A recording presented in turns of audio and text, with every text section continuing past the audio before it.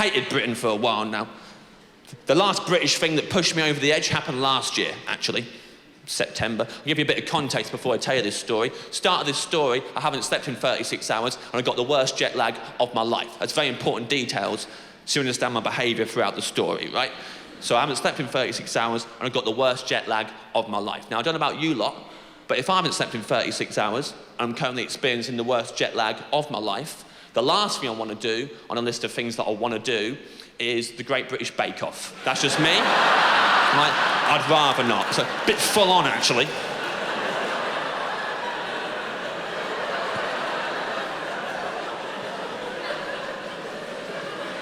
Now, I've given you context there, haven't I?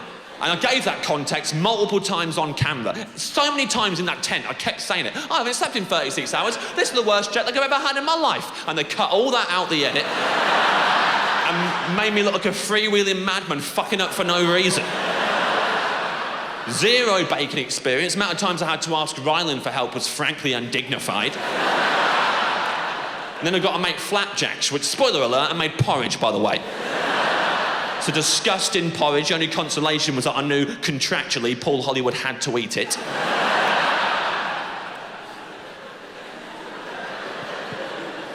Then technical was even harder than the signature. The main reason I said yes to it in the first place, because all my comedy friends who'd done it in the past told me the technical was really easy. They were like, oh, honestly, James, the whole point of that technical is I want to encourage people at home who haven't baked before to bake and raise money for Stand Up to Cancer. So I want to show them how easy it is to bake from scratch. So it's a really detailed recipe, people on standby to help you out if needs be, and stuff like fairy cakes or gingerbread biscuits. Easy stuff, nothing complicated like, I don't know, off the top of my head, 6 identical cream horns. They won't make you do that.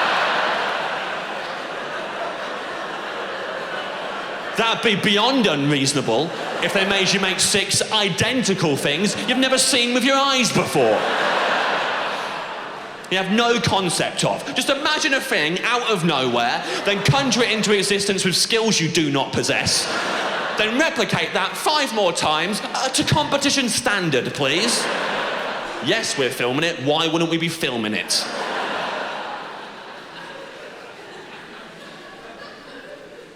And at this point, I was crashing hard.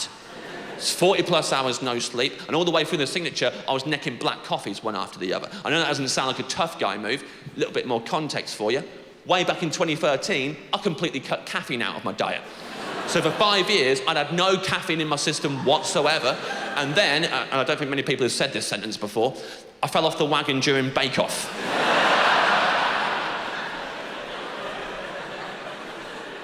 At one point, I had to make a creme pat. Still don't know what that is. That's all the recipe said. Make a creme pat, like proper bake-off prison rules. May as well have said ha ha ha after it. I know I had to stir custard for it, and I also know that everything I'm about to tell you didn't make the edit. None of this was broadcast, and I know that because I stirred that custard for 45 minutes. 45 minutes, I'm pretty sure, is roughly the length of an entire episode of Bake Off. I don't think the whole episode was just me blacking in and out of consciousness while nothing happened to some custard. That's 45 minutes of my life, and of a cameraman's life. The same guy was putting in a shift. That was all the footage he got for 45 minutes. He couldn't intervene because of David Attenborough's code or whatever. Even though he morally objected to it, he has to let it play out.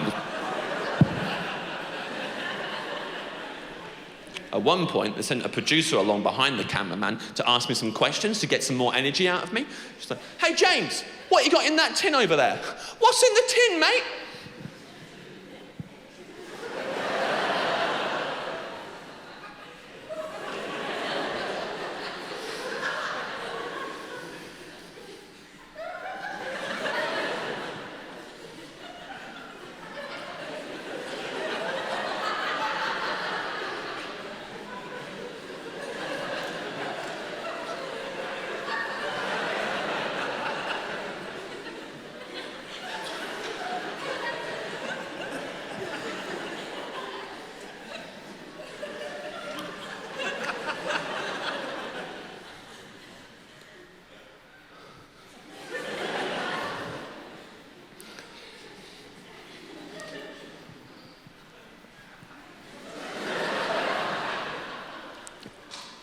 some excess pastry.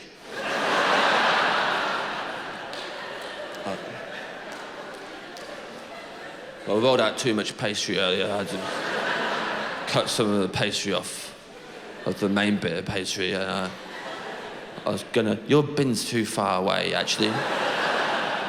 So I put it in a tin. It's in a tin now. And when I told her there was pastry in the tin, she starts proper laughing her head off, like full-on laughing her head off. Now look, I've been a comic long enough now to know when a joke's getting more than it deserves, especially when it weren't even a joke. It was a fact I was telling her about what was in the tin. So now I'm worried.